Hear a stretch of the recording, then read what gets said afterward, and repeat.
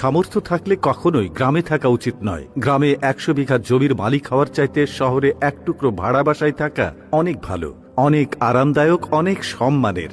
গ্রামে স্থায়ীভাবে বসবাস করাটাকে কোন সূচকে এগিয়ে রাখা যায়? আসলে এখানে বেশিরভাগ মানুষ এতটাই টক্সিক যে তারা নিজেদের ব্যক্তিগত জীবনের চাইতে আপনার জীবন নিয়ে বেশি চিন্তিত। আপনার চুল বড় কেন, অনার্সে পড়া সত্ত্বেও মেয়ের বিয়ে দেয় না কেন, 25 বছর বয়সে আপনি বেকার কেন, আপনার কোনো ব্যাচমেট বা আপনার সমবয়সী কেউ যদি বিদেশে গিয়ে লাখ লাখ টাকা কামায় তাহলে আপনি এখনো পড়াশোনা করছেন কেন? এসব আজগুবি বিষয় নিয়ে তাদের অনেক টেনশন। গ্রামের সব থেকে বোকা মানুষটাও শহরের মানুষকে এক হাটে 3 বার বিক্রি করতে পারবে। সামান্য জমি জমা নিয়ে যে কূটনৈতিক খেলা চলে গ্রামের মুরব্বীদের মাথায়, তা আন্তর্জাতিক কূটনীতিকদের মাথায়ও খেলবে না। আপনি পুকুরে যত্ন সহকারে মাছ চাষ করবেন, একদিন ঘুম থেকে উঠে দেখবেন সব মাছ মরে ভেসে আছে। আপনি কিছু নতুন ফুল ফলের গাছ রোপণ করবেন, সকালে দেখবেন গাছের গোড়া থেকে ভেঙে রাখা হয়েছে। এমনকি আপনার বোনের কিংবা মেয়ের বিয়ে ঠিক করবেন, সহজ সরল কেউ একজন নিজে সিএনজি ভাড়া করে যে পরপক্ষের কাছে দুর্নাম করে বিয়ে ভেঙে দেবে। মাঝে মধ্যে তারা এমন কিছু বিষয় নিয়েও চিন্তিত হয় যেসব বিষয় নিয়ে আপনার ফ্যামিলি